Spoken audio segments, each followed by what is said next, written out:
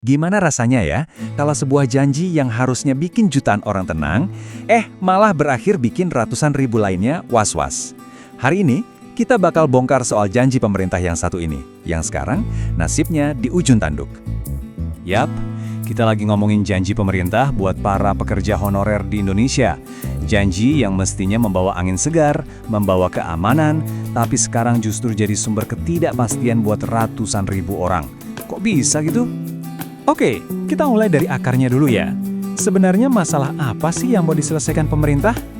Ini dia, status jutaan pekerja non-permanen, atau yang lebih akrab kita sebut sebagai tenaga honorer. Orang-orang yang sudah mengabdi bertahun-tahun lamanya. Coba deh kita bayangin, siapa sih mereka ini? Ya, mereka itu ada di sekitar kita. Staf administrasi, pustakawan, penjaga sekolah, merekalah yang bikin layanan publik kita tetap berjalan. Banyak dari mereka udah kerja bertahun-tahun, bahkan ada yang puluhan tahun, tapi tanpa jaminan kerja yang pasti, seperti PNS. Nah, pemerintah akhirnya datang dengan sebuah solusi. Namanya program PPPK Paruh Waktu. Ini adalah program yang dibuat resmi lewat undang-undang loh. Tujuannya cuma satu, kasih mereka jalan menuju stabilitas yang udah lama banget mereka impikan. Tapi, disinilah masalahnya mulai kelihatan. Begitu program ini jalan, data nasional justru menunjukkan ada yang aneh. Ada sebuah gap atau kesenjangan yang jujur aja bikin kita semua khawatir.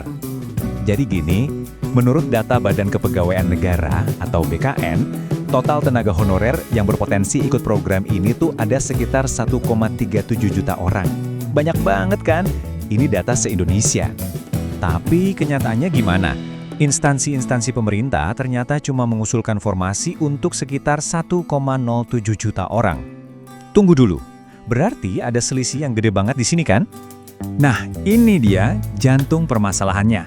Kelihatan jelas di grafik ini. Ada selisih hampir 300.000 orang. 300.000 orang yang nasibnya sekarang jadi abu-abu, jadi nggak jelas mau dibawa kemana. Oke, pertanyaan terbesarnya sekarang, kok bisa ada ratusan ribu orang yang ketinggalan kereta? Kenapa mereka nggak masuk hitungan? Well, jawabannya ternyata nggak sesimpel itu.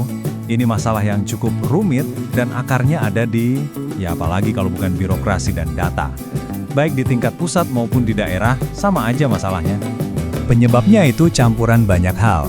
Ada yang karena instansinya sendiri nggak ngusulin nama mereka. Ada juga yang nggak lolos seleksi. Terus, yang sering terjadi, pemerintah daerahnya telat banget ngasih usulan formasi. Ditambah lagi, masalah validasi data yang, ya gitu deh, seringkali berantakan. Dan yang paling kasihan, di antara mereka yang tertinggal ini, ada satu kelompok yang paling rentan. Mereka ini disebut honorer non-database. Artinya, nama mereka bahkan nggak ada di data resmi BKN. Jadi buat sistem, mereka ini seperti hantu. Nggak kelihatan sama sekali padahal mereka nyata ada dan sudah mengabdi. Sekarang kita geser sedikit ya, angka-angka tadi itu bukan cuma statistik loh. Di balik setiap angka ada manusia, ada keluarga, ada kecemasan dan kisah nyata ribuan orang di seluruh pelosok Indonesia. Coba kita lihat di beberapa daerah. Di Banjarbaru, staf tata usaha dan penjaga sekolah nggak masuk formasi. Di Jember, ada sekitar 8.500 honorer yang nasibnya terkatung-katung. Di Lombok Timur, lebih dari 1.600 orang masih harap-harap cemas, nunggu kepastian. Ini nyata terjadi. Dari Kalimantan, Jawa, sampai Lombok, ceritanya sama, ketidakpastian. Dan kutipan ini rasanya ngena banget ya. Bayangin, mereka telah mengabdi belasan tahun, dan kini terancam kehilangan status kerja tanpa kejelasan. Ini benar-benar mewakili perasaan mereka di lapangan. Pengabdian belasan tahun dibalas dengan rasa takut kehilangan segalanya. Tapi, di tengah ketidakpastian ini, para honorer nggak cuma diem. Tentu saja tidak. Mereka mulai bersuara, mulai berjuang menuntut janji yang sudah diberikan kepada mereka. Lalu apa sih yang mereka minta? Sebenarnya sederhana aja. Pertama, pastikan nggak ada pekerja yang sudah lama ngabdi malah disingkirkan. Kedua, masukkan juga mereka yang belum ada di database. Dan kalaupun status PPPK nggak bisa didapat, kasih jaminan kerja atau perlindungan sosial.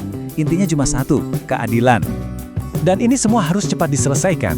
Kenapa? Karena pemerintah sendiri punya deadline. Di tahun 2023, undang-undangnya disahkan. Tahun ini, implementasinya dimulai. Dan, ya masalahnya kebongkar. Nah, tahun 2025, itu batas akhir buat pemerintah menyelesaikan semua ini. Waktunya semakin mepet. Jadi kita kembali ke pertanyaan paling penting dari semua ini. Akankah reformasi ini benar-benar memberikan keamanan seperti yang dijanjikan? Atau jangan-jangan ratusan ribu orang yang sudah mengabdi ini pada akhirnya akan dilupakan begitu saja? Jawabannya akan menentukan nasib begitu banyak keluarga di seluruh Indonesia.